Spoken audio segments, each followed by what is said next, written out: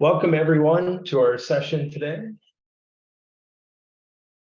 As you're logging in, please introduce yourself in the chat.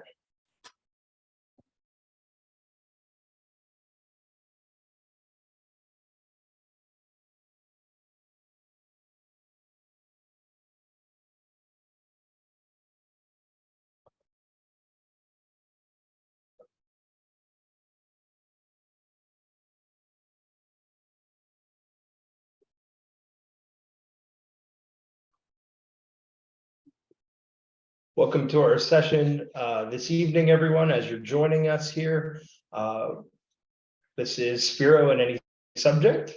And as you're getting on here, please introduce yourself in the chat. If you don't mind, change your who you're talking to from host and moderators to everyone, so everyone can see who is joining us today. Brad, I'm hopping in. I think we might be having that same chat issue from last time. Can you go to the chat webinar chat and then go to the three dots menu and enable for all participants? Yeah. It's not letting me.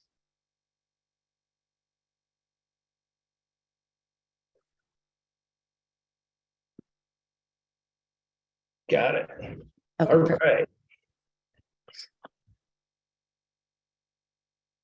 All right, welcome everyone. As I mentioned earlier, please introduce yourself in the chat. And we will get started here in just a moment.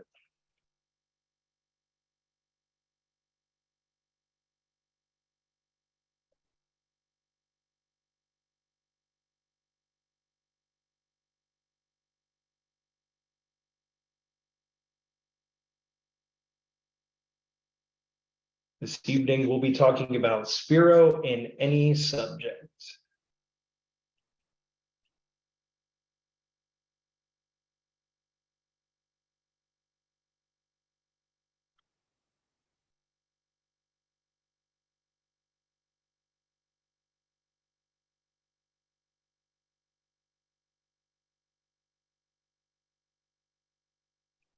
All right, so let's get started. First of all, thank you for joining us this evening. We're going to talk about Sphero in any subject. If you have any questions as we go, please feel free to put them in the chat.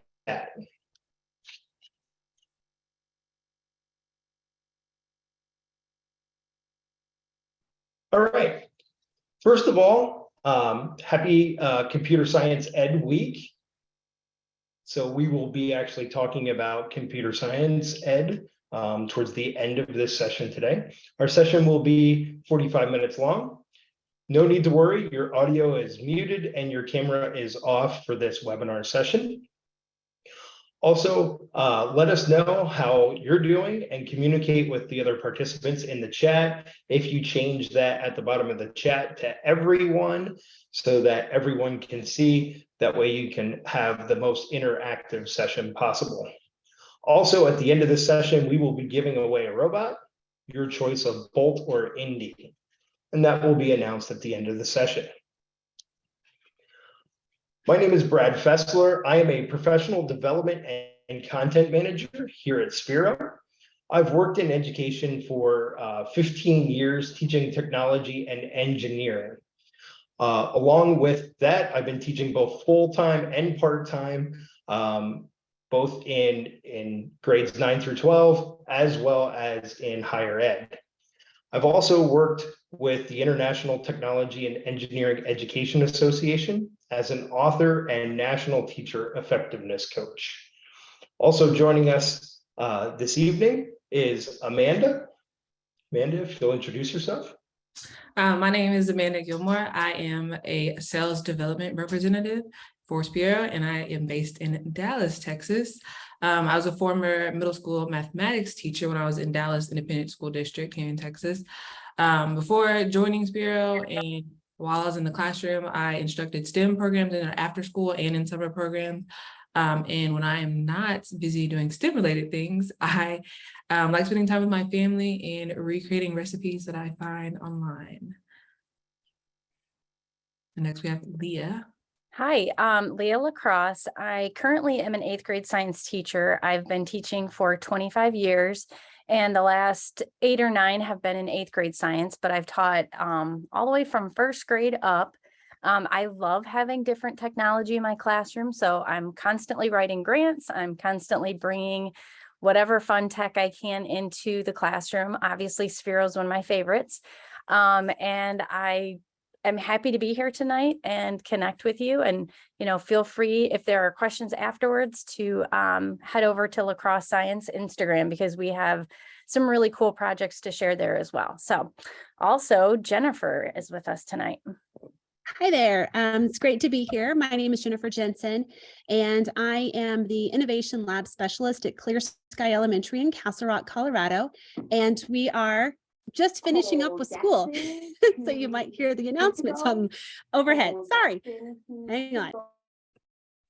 Okay, nothing like being live and flexible. So I am K6 elementary school, and just like Leah, I've taught a variety of grade levels. The last 7 years I have been here in the Innovation Lab, and so I get to work with all of our students, and I always am super excited to see the amazing things that come up with. We do everything from our robots to our coding to duct tape and cardboard. So it's always great. And as Leah said, feel free to reach out with any questions or anything that you guys have after we're done tonight.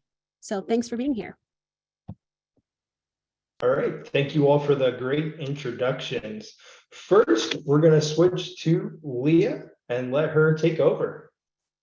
Okay. Well, I have a couple of just overall tips for people who are branching into using Sphero. And regardless of whether you're using like the Bolt robot, which is one of my absolute favorites, or you're exploring coding with your little ones with Indy, or all of the robots in between, I think it's really, really important to give your students and yourself some sandbox time. And by that, I mean some free play time. Even with 8th graders, I give a little bit of time at the beginning of all of our projects to just get our hands on the robot, use them in just basic drive mode, and some attempts to just have some fun with them. So I encourage you, before you roll these out to your students, to have that sandbox time on your own, play with the cat, with the robot, and see how much fun it is to chase your cat around the house. The other really important tip that I have, which I've learned with my students, is it's not just the robot. It's all the materials you already use, and it's all the materials you have at your disposal. Already Jen mentioned some of my favorite tools, cardboard and duct tape. So whenever possible, utilize those recycled materials, and recognize that coding is a part of it, but being builders and using duct tape and scissors and all kinds of equipment is also important.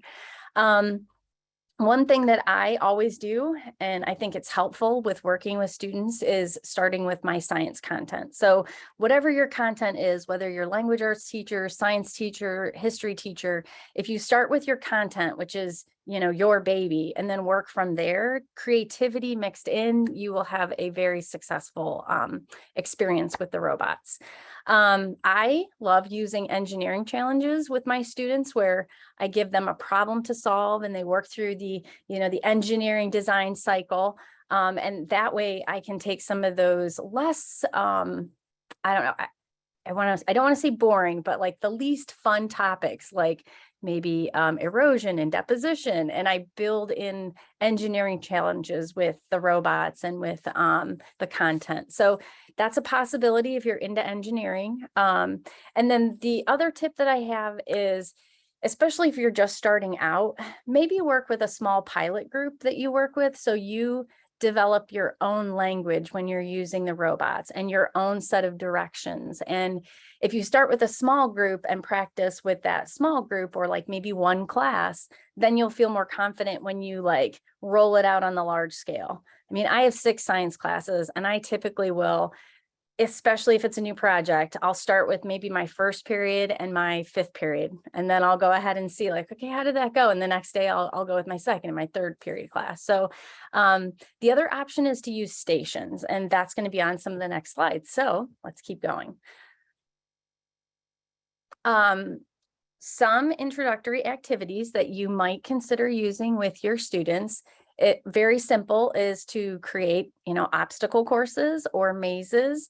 And if one student group creates the maze or the obstacle course, and then you have another group create one, and then you have them trade, that's a really fun way to get started in very simple, low-level coding activities. And if you're using the rover, if you're using the Sphero robot, that block-based coding or draw coding is a really good place to start. Another activity that I use with my students just to get them into using our Bolt robots is we build cardboard ramps. We change the angle of the ramps, and then they measure the robot height as the robot goes up the ramps. And of course, we have like our cushions for the robots to drop onto. But that's another possible quick activity that you could, work up the night before and throw it at the kids the next day. Another fun activity to do is vocabulary. And this doesn't really require the robots to move, but every content area has its own language. So a possible vocabulary skit where you have the students have the robots talk back and forth to each other using vocabulary has actually been a fun one, even with my genetics unit, which again, that's another topic that's really difficult for my kids. So if I can give it to them in a little different flavor, like having the robots have a conversation, it tends to stick with them a little bit better.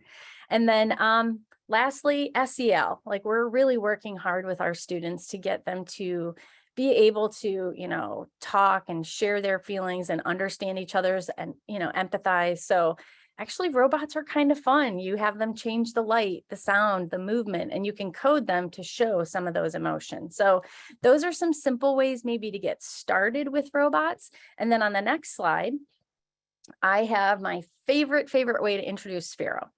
And this activity I start the school year with. Within the first week of school, we are working with scissors, duct tape, cardboard, cups, and Sphero robots. Most of the students coming to me have not had a whole lot of experience with coding. And so I give them the opportunity to play the sandbox method with Sphero in the Hungry Sphero. It's exactly what you think it is. It's like Hungry Hippo, but the Sphero is the motor for the design that they create to scoop cups. So of course we start off with the 1980s video showing them what Hungry Hippo was. And then I give them all the equipment in the room and they say okay, design something that can sit on the Sphero that can capture the cups for you. So even though they're not coding in this first interaction, they're getting familiar with the robot. They're getting familiar with Sphero EDU. And it's a great way for me to see if students what kind of skills they have with cutting and tape and all kinds of maybe those soft skills that they haven't had as much practice with remote and partial learning time. So that's my first way to roll out Sphero. On the next slide,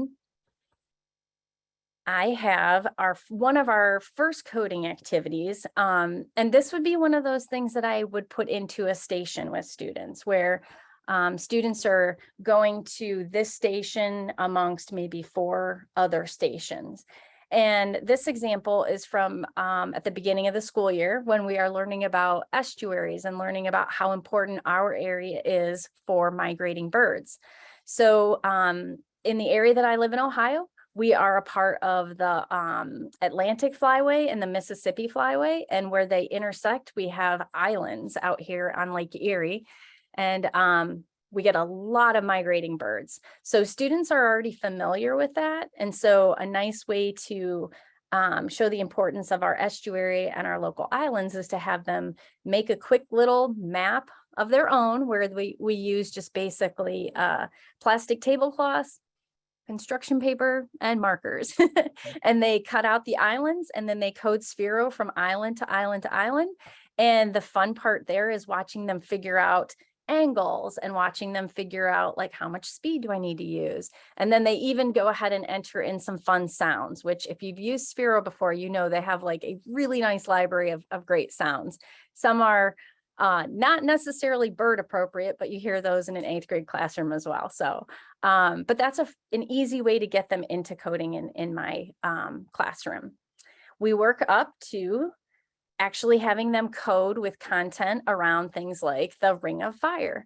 So this is another one of those quick station activities where students grow from just navigating with direction, and they then have like a fancy LED light up at the end. So throughout the school year, each challenge that I give them with coding, I add a little bit more for them to shoot for. So they're not just coding for the movement, and the sound, but now they're also using the LED display. And it's a really quick video to watch, so I'll get quiet for this part.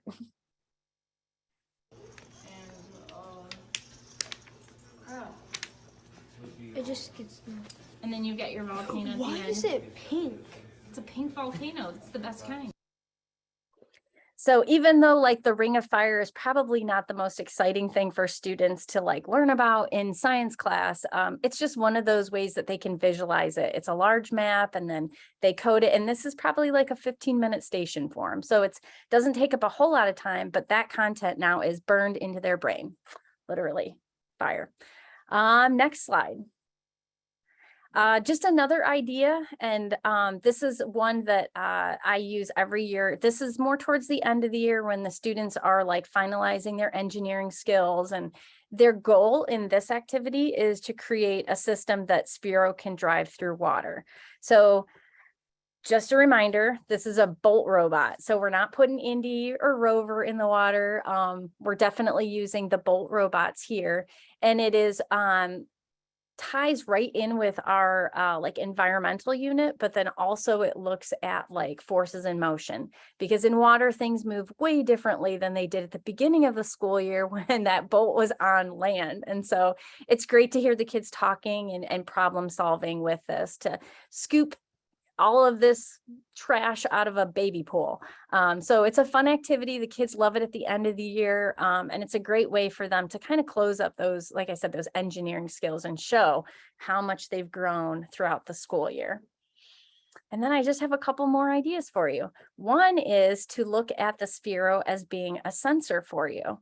There are so many different sensors within the robots, and one of the activities we use is I have to teach about seismic safe buildings, or actually I teach about, plate tectonics and earthquakes and all that great stuff. So we do challenges where they build buildings, and that little robot at the bottom is a way to keep my kids honest. So they all move the shake table at the same level and at the same strength. The robot senses the vertical and lateral movement.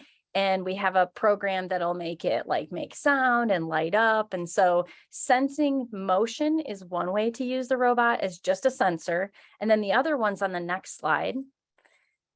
And this is using it to sense light. So students were using the light sensor to find the best areas of our classroom to go ahead and plant our tomato plants from tomato seeds from space.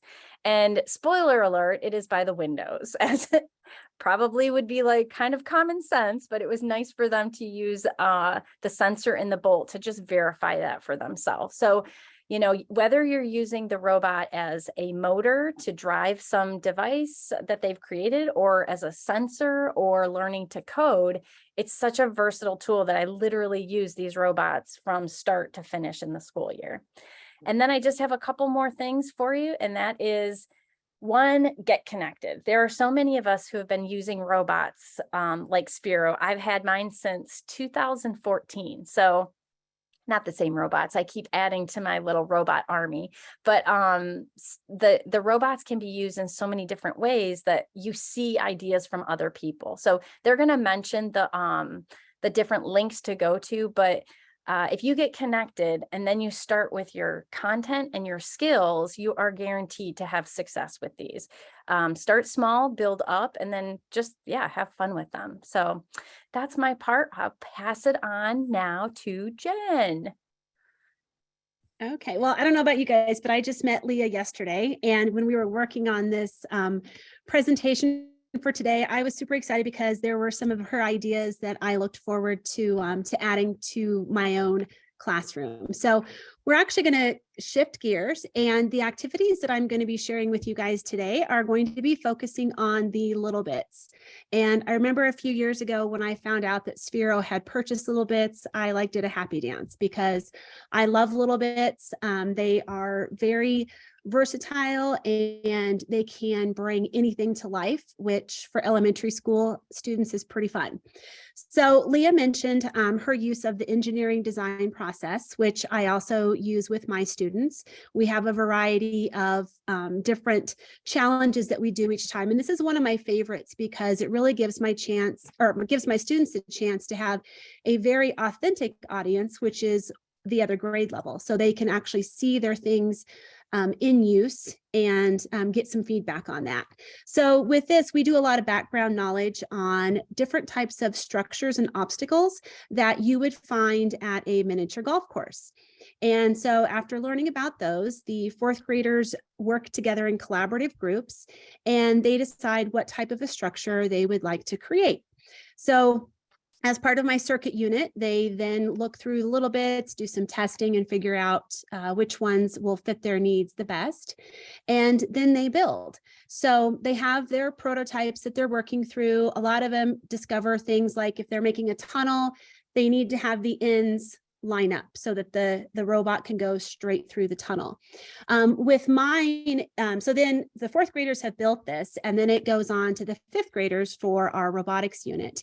And I'm lucky enough to have a variety of different robot types. And so with this one, you'll notice in the video, in the photo, that it's actually an Ozobot, but this activity works great with the Sphero minis as well. And so the students really have to work through that idea of measuring and also doing angles and figuring out exactly how they're going to navigate their robot through the different obstacles. So if you go ahead and play the video, you'll see in this one that it's actually kind of two structures that they put together. So they have kind of the hacking motion there, and then they also have the light on the other one. So it's really fun because they can use both light and motion with this one. Okay, so we'll go on to the next one. And as a former classroom teacher, I really miss that opportunity to use reading and writing. And so I try to work it into my lab as much as I can. So I'll often use, like a story, maybe as a starter. I know there's a lot of the different resources out there that really help you create a unit around a story. And so during the fall, around Halloween, I often have a Harry Potter theme in my lab. And so with this one, with a literature connection, you can use any genre, whether it's fiction, nonfiction, whatever it might be. And then you can also incorporate any of the story literary elements. So with this example, you'll see with the Harry Potter in the bottom left, I had some girls who were obviously very artistic. Their work turned out beautiful. They had the setting for Harry Potter and Hogwarts, and then their littleBit drove along with a welcome sign. And then in the video, you'll see the moving staircase. So we can go ahead and play that.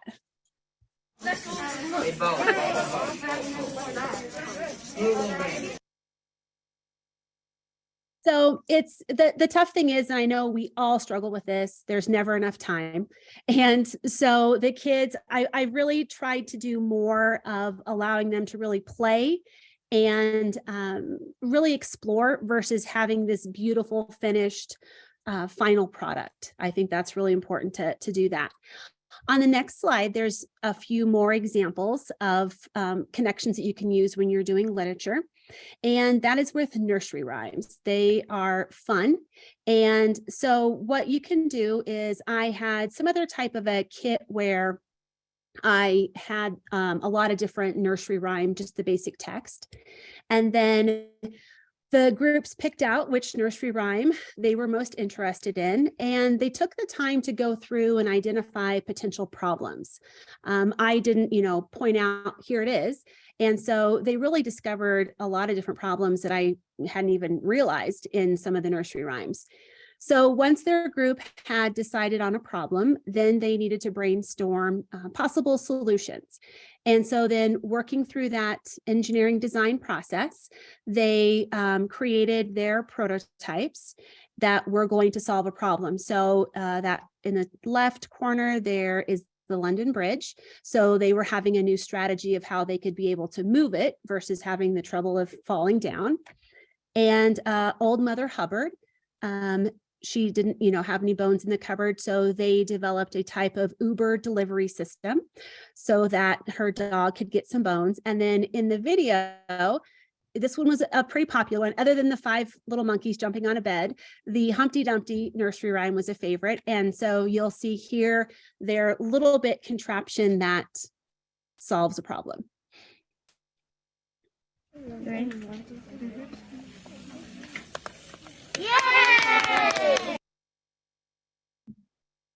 So that one, we went through many versions of filming. They had to get that timing just right. So it's really fun to pull in that type of non-literature element into there. And we will go to the next slide, which is kind of a close second of one of my favorite activities, which is game design.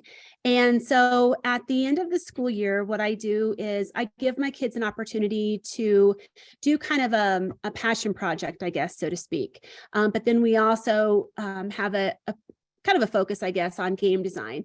And this capitalizes on that concept of play, which is vital. It's vital for my little kindies, as well as Leah's, 8th graders and high schoolers and adults. And you can use this, as Leah said, really finding your content that you want. And that's really where you can start. So no matter what your grade or subject, this works tremendously well.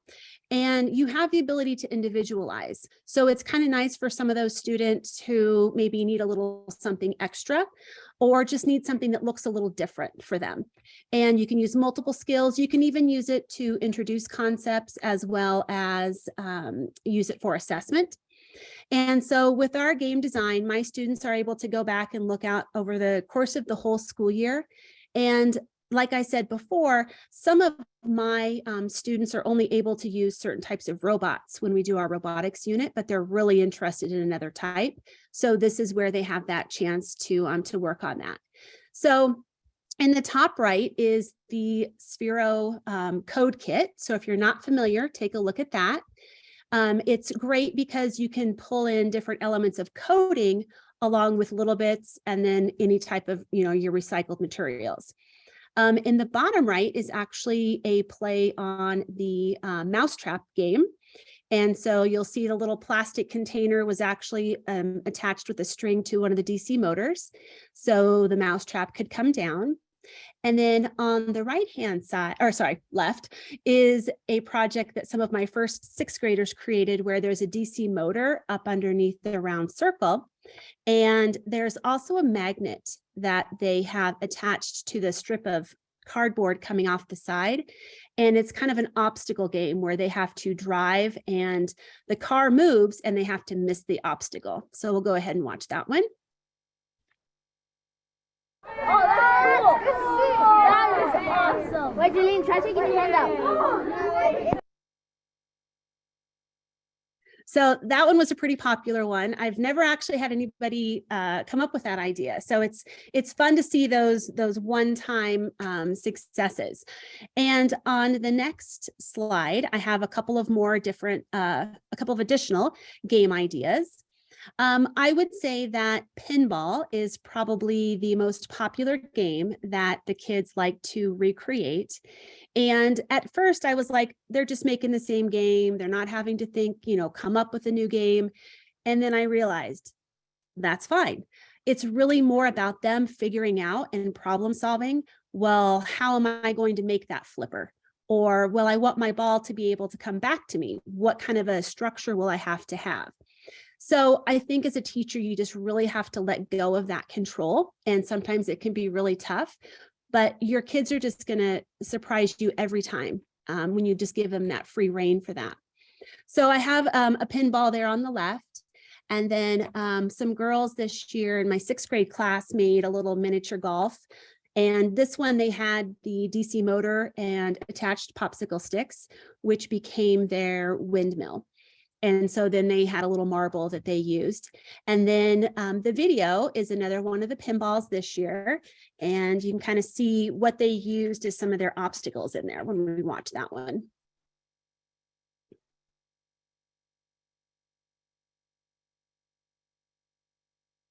So the funny part of that was they actually used the mounting boards, which are part of the littleBits pieces where you use that to make your car. They had used that as dividers in order to get their ball to come back. And then, and you'll notice in that left one, they actually used, it's hard to see, but they used little chunks of cardboard as their flippers. So that one worked really well too. So I've kind of become the queen of anything recyclable so that we have lots of different resources. So finally, on the next slide, there are just some last kind of suggestions. Like Leah said, we all know we're all here, so we know connecting and collaborating is important. That also, I think, goes to be is to be said for equipment. It can be expensive and it can be tough trying to have enough of everything. Leah mentioned with hers of kind of doing those stations. And that's one thing that I think in older grades, we kind of forget. Like you can do centers or stations and rotate, through. Not everybody has to be doing the same thing. I know my school district, we have a district library, a library media center, and I'm able to check out materials through there. So even collaborate with somebody who's maybe at a local or close to you in proximity to do a grant and have some resources that you guys could maybe share. Two important things: encouraging growth mindset. I think not only for your students, but for yourself, and just knowing that it's not working yet. What are we going to do? And encouraging play, just that time. And that's one thing I've really tried to work into my year is before we jump into the project, giving them time to just play with material. And it seems like they're much more successful.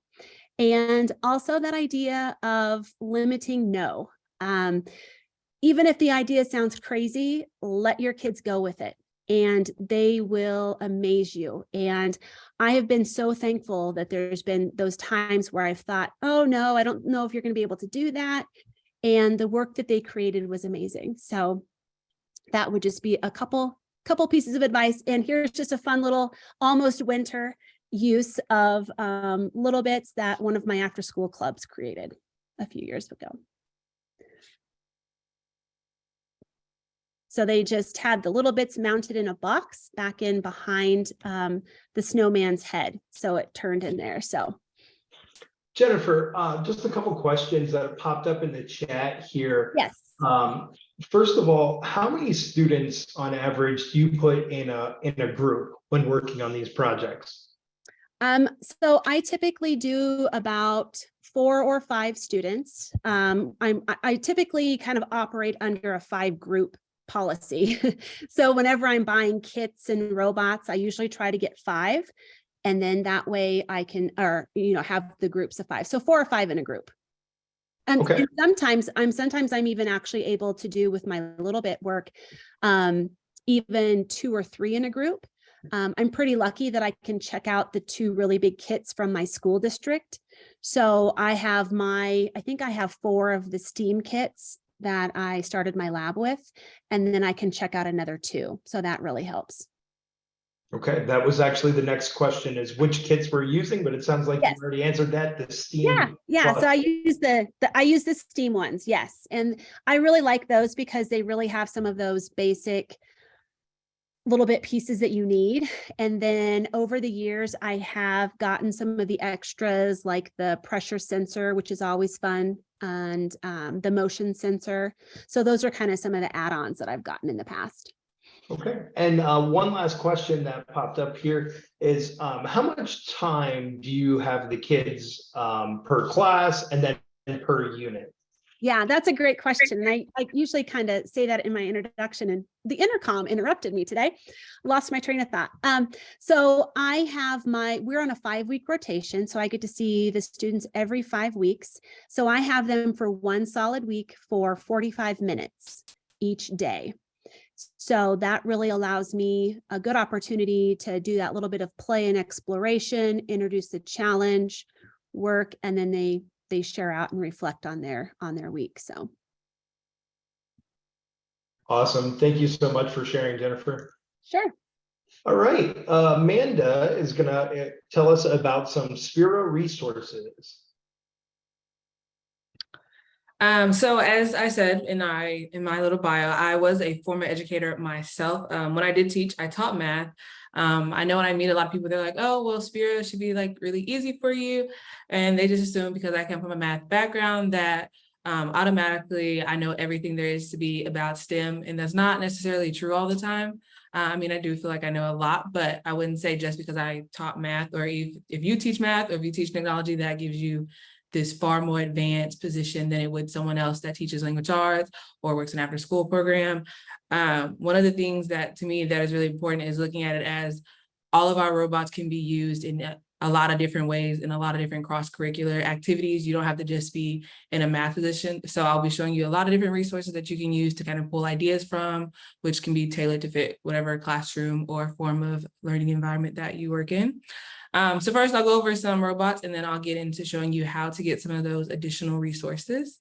So we have Indy. Indy is going to be for I like to consider it like our baby robot. It's going to be geared towards pre-K through second grade. My favorite thing about it is going to be that it's screenless, so kids automatically do not need a device at all to use it. It can be used straight out of the box. They don't need any type of previous coding experience. It is truly a beginner level just to get them introduced and understanding that step-by-step process when it comes to coding before they get there. And then we have Sphero Mini, which is going to be geared for a little bit older. It is a beginner level robot. And with Sphero Mini, you are able to code 3 different ways using our app. You can code through Block Canvas, JavaScript, and Draw Canvas. And then we have Bolt, which is one of my favorites. This one is going to do the same things as Mini, but it has a lot more sensors, a lot more capabilities. And I believe Leah showed you guys a lesson that she did where you can actually use it in water. So I think that's really cool. That's something that Mini doesn't offer. And then we have our new and improved Sphero Rover Plus. This is going to be our most updated robot.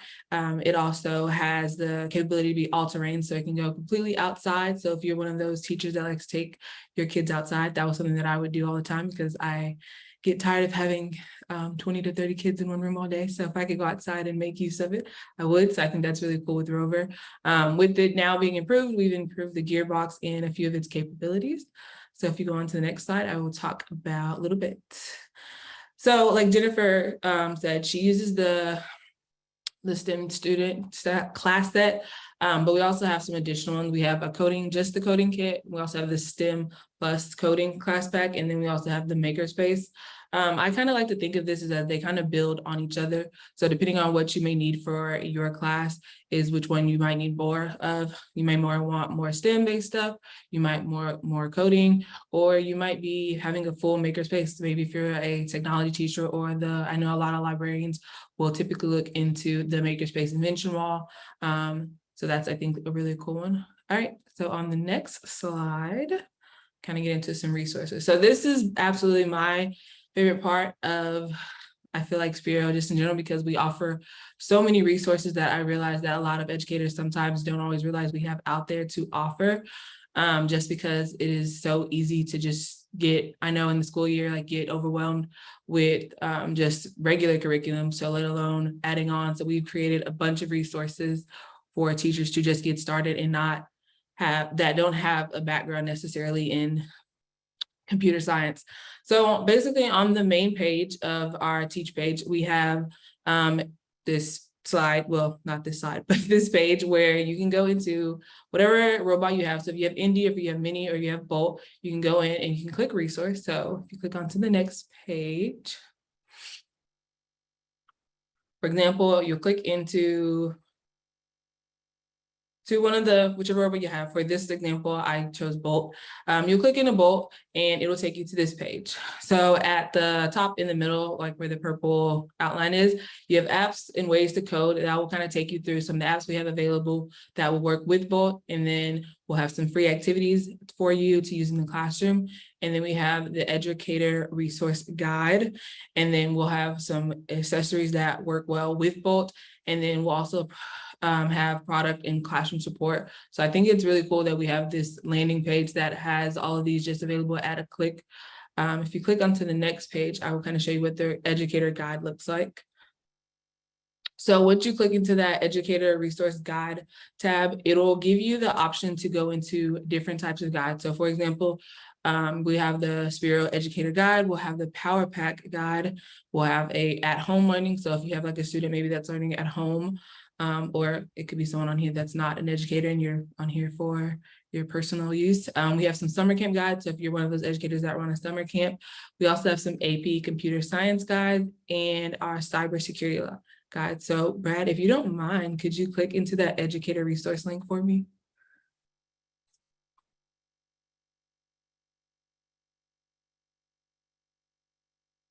I did not. Okay, and go to educator guides. Sure. Yep. And which educator guide would you like, Amanda? I wanted the Power Pack guide. Let's see here. I think we are past that, maybe. Should be under here. Good question. We can use the product resource guide if that's easier since it's on this page. Yep. But it's cool. Let me get back to, there we go.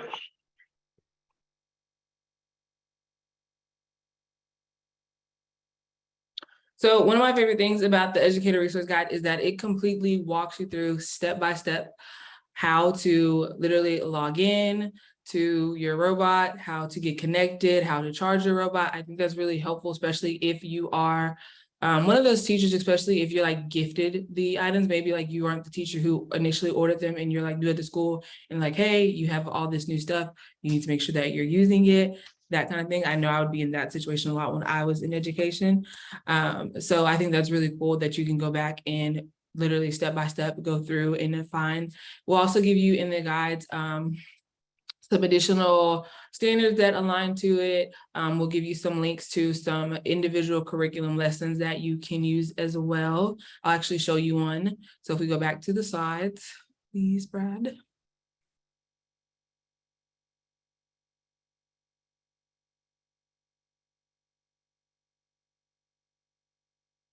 All right, so we have in our Sphero EDU app, when you open it up, it is compatible with Sphero Mini, Sphero Bolt, and our Rover and Rover Plus.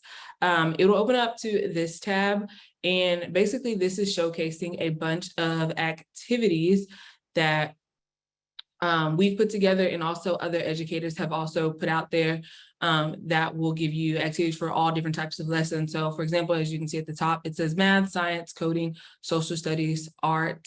It'll go through and you can filter out ones you need, ones you don't need, for whatever grade level to kind of fit what you need.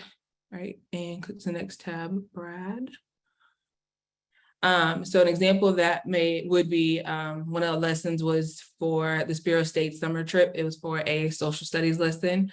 It gives you objectives. It goes through an introduction of how to get your students started, some standards. It'll give you all the supplies you will need for the lesson, and it'll tell you what robots also it's compatible with. Next slide, please. And then in the app, it'll also give you some helpful tips as well. Like at the top in that little corner to the right, it will showcase how to clean up your blocks. It will give you some helpful tips throughout. So there's a lot of resources that you can use as long as you are looking in the right places. Next tab, please. We also have the same thing for our littleBits as well. So just like that same layout, we have the classroom. You can select the kit that you have, and it'll take you to the different kits, and it'll give you lessons provided based on the different littleBits classroom kits. Next slide, please, Brad. So it'll kind of look like this. So if you're looking for a math unit, or you're looking for a technology unit or a computer science unit, it'll also give you the grade levels and recommendations for it as well. And then just like on the other lessons that are in the Sphero EDU app, littleBits gives you the same thing. It'll give you all the supplies you need. It'll tell you what standards, how long it's going to take, what grade levels, any advice that you may need and tips throughout the lesson that you may need to get your students started. All right, and next slide, please. And then we have the Fuse app, which allows you to kind of pre-build your circuits out so that you can have a kind of visual aid before you get to actually building. So if you want to have your students pre-build before they actually get their hands on it, just as a preview before, I think that is really cool to do with your students, just to get them kind of in their management and be able to manage themselves once they get the product in their hands. All right, next slide, Brad. And then just like the Sphero EDU app, it'll help you give you tips step by step how to get started. And it also works on a drag and drop system, so it's not very hard to use. You'll just drag and drop pieces as you go and connect them, and then you can rebuild with the physical pieces. All right, next slide. All right, thank you very much, Amanda. Appreciate you sharing those resources. So it is Hour of Code week, or through CS week here, and Sphero has published a set of activities specifically based on Hour of Code. So we have an indie activity, and I believe our moderators are throwing a link in the chat for you that will take you to all of these Hour of Code activities in there. But indie activity is a color contest. So students learn a little bit about the biology of how we see color, how that works. littleBits, the Hour of Code activity for that is the science behind the technology of digital displays. So how we take pixels and turn them into images, and then multiple images to turn it into video. And then with Bolt, we look at the science of additive color theory, so red, green, and blue, and how we mix those together. And we actually take Bolt and be able to kind of turn Bolt every which direction and use the inertial measurement unit that's inside of there to mix colors together. And then for Rover, we do an activity where we use the color sensor that's on the bottom of Rover, which works very similar to the color sensor that's on Indy. And Rover will actually tell us what the color is as we go through there. So all very cool activities. They're in Sphero EDU for you. Go in there and check them out, or littleBits Classroom, or Indy has a link to the published files as well. So check out that link if you're interested in some free activities that go along with Hour of Code. All right, so Q&A. So let's see here. Do we have any additional questions that have been coming in? I believe most of them have been answered. Okay, all right, let's take a look at our giveaway winner. And our giveaway winner for today is Carrie Gozens. Carrie Gozens. So we have your contact information. So a representative from Sphero will reach out to you and get your selection of robot and get that shipped out to you soon. So congratulations and thank you for joining us this evening with that. And just as a reminder, you may always email us at education@sphero.com and tell us what you like about our Sphero sessions using this survey that is in the chat. Thank you for putting that in there, moderators. And as a reminder, feel free to reach out to any of our speakers today. Jennifer, Leah, and Amanda, thank you all for joining us tonight. We really appreciate everyone taking time and joining us. Thank you very much, everyone. Have a great evening.